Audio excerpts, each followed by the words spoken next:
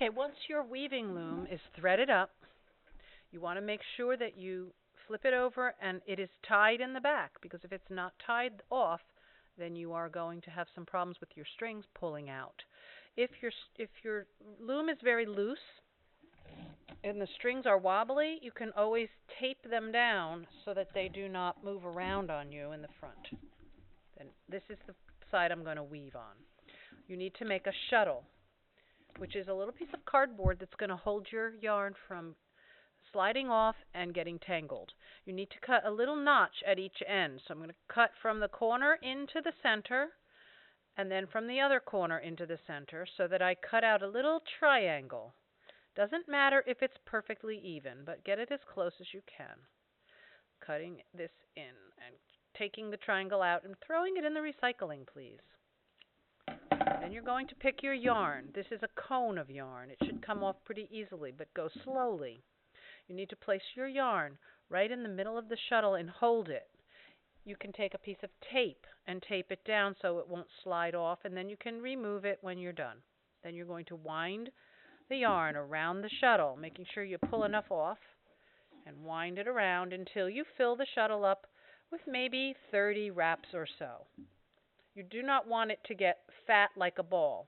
It should be thinner so that you can pass it between the strings. Now I'm going to start weaving with this shuttle.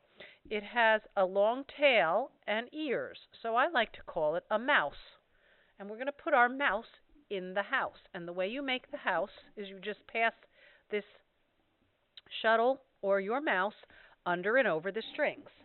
So I'm going to lift up the first string and put the mouse under. I'm going to skip the next string and go over it. Then I'm going to lift the next string up and go under it. Then I will pull my mouse through so his tail comes last. Don't pull it all the way through. Leave a little tail and push it up to the top. If you rather weave to the bottom, it doesn't matter which side. So I'm going to push it up to the top.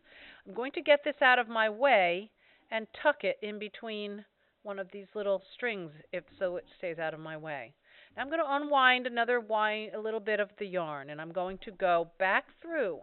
If I started on underneath a string and I have an even number of strings, 1, 2, 3, 4, I'm always going to start going under when I pass my shuttle through. So I'm going to go under.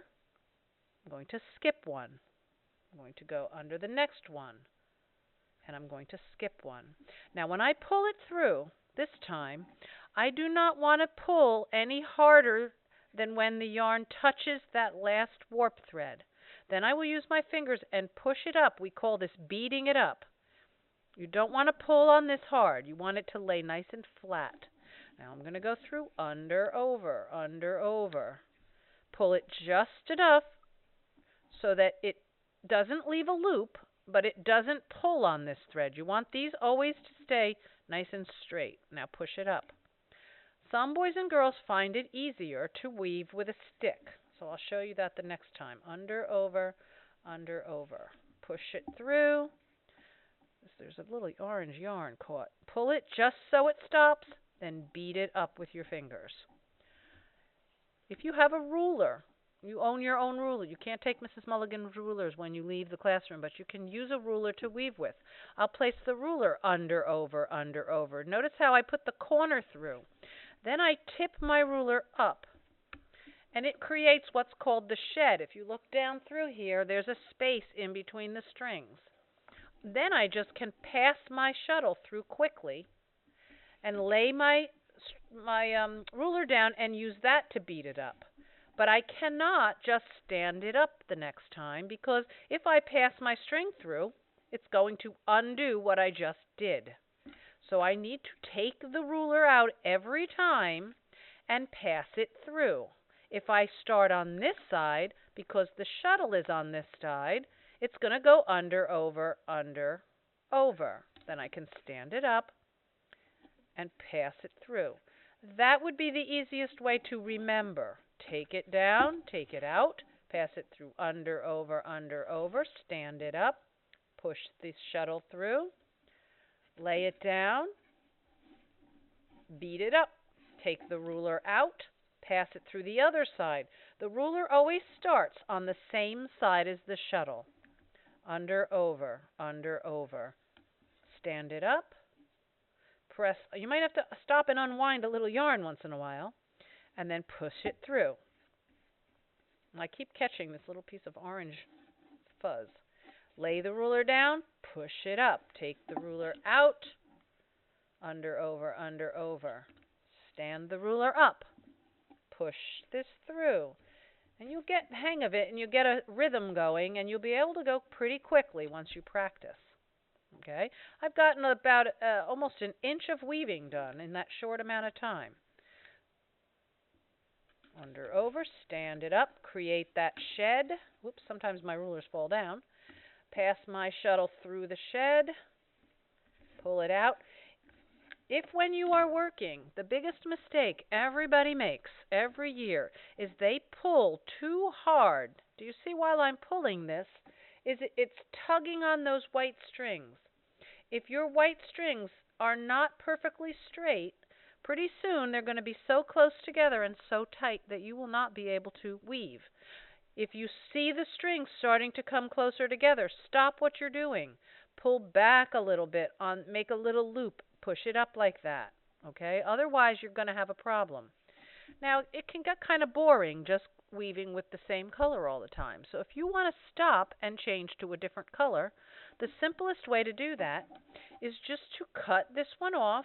Now, this is only if you're going to do a little bit of yellow, a little bit of purple, a little bit of red, a little bit of green, and you're going to do a pattern that way. You're going to cut your string off. You're going to get your next color. Now you have to go with your ruler the same place, the same side that the string is coming out. Under, over, under, over. Stand it up. Push this one through the same way that you did before.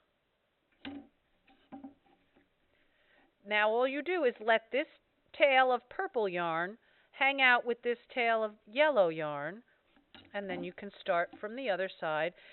At the end, when you're all done, when you push them all up tightly, then you can cut those strings off. So you're going to push this through and beat it up. Now when you start to get the hang of this, if you're right-handed, you might want to go through under, over from this side, push this through, beat it up. And I'm right-handed, so I like to put the ruler through with my right hand. It is easier for me. I went under the last time. Then I can go over, under, and then my shuttle will go still back from the other side and push it up. So I have to take my ruler out, under, over, put the shuttle through. Every single time, you have to change the way the ruler goes through. So this time I went under, over. Now I'm going to go over, under, and pass it back this way. If you see the white warp threads, I like to call them the jail bars because it's kind of keeping everything like a jail bar. If you see them on top of your weft thread, you're doing something wrong and you need to come find me so I can straighten you out. In the next video, I'll show you some different ways to create patterns weaving with 2 or 3 colors at the same time.